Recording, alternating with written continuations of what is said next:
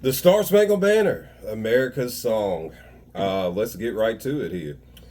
So this is going to be kind of straightforward. And by that, I mean, as a more advanced player, you might find ways to elaborate and make it that much more expressive.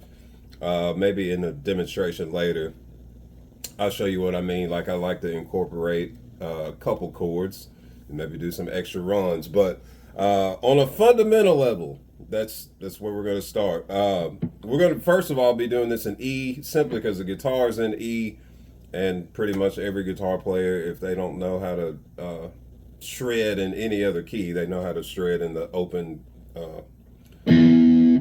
key. So anyhow, I would start. Ideally, maybe I won't harp, but I'm going to mention it about the fingering. So I would start with my pinky on 9 of the D. Index is going to play 6. And then to the A string, 7 with the middle. And essentially, you're going to play that backwards. So after that 7, we're going back to the 6 on the D, 9 of the D, 9 of the G now. Now, I would, instead of just staying in this box because it loses emotion, loses feeling, I would add some feeling by sliding up to 13 on the G, back to 11, back to 9. Let's review just that much, if you will.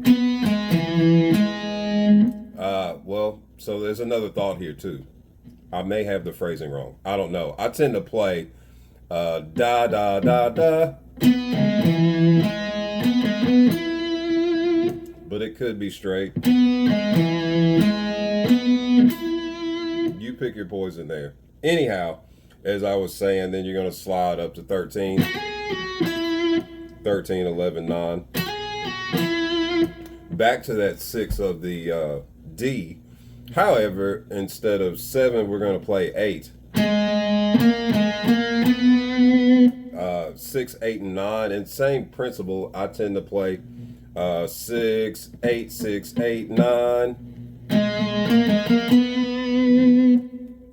Then repeat that 9, da, da, 13 of the G. The same 11, 9, 8. And then on the same string, still G, 6, 8, 7. I said 7. I meant 9. 6, 8, 9. And notice there's 2 9s there. So that was one time around, and essentially it's going to do the same thing again, but let's review that again.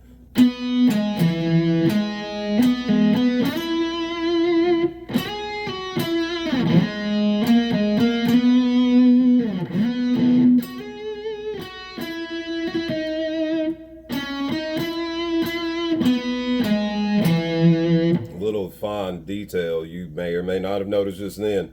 When I'm coming back down,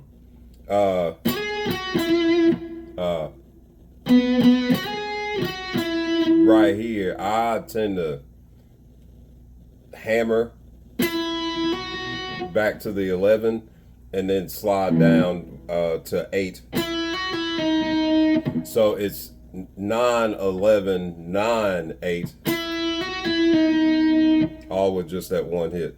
And then finish it as so. And then it's going to do it again.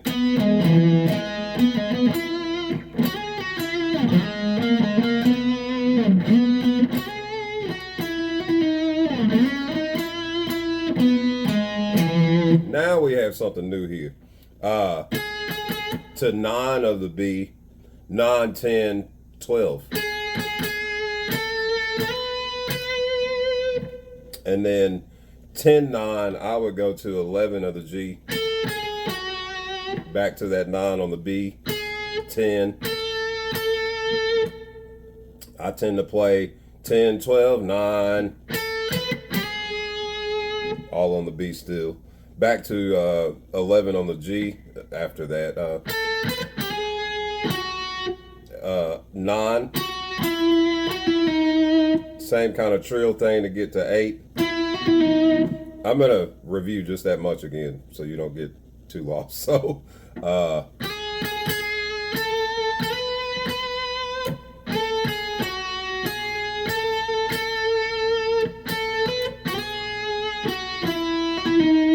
same old original ending that we did previously. That's 6 8 9 9,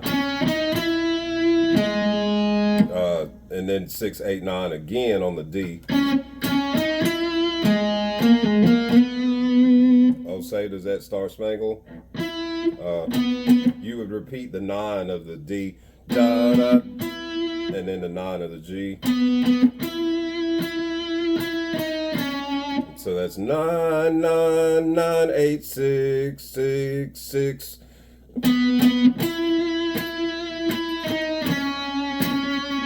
Up to 11 on the G, and then 10 9 on the B, back to the 11, and then 9 of the G also.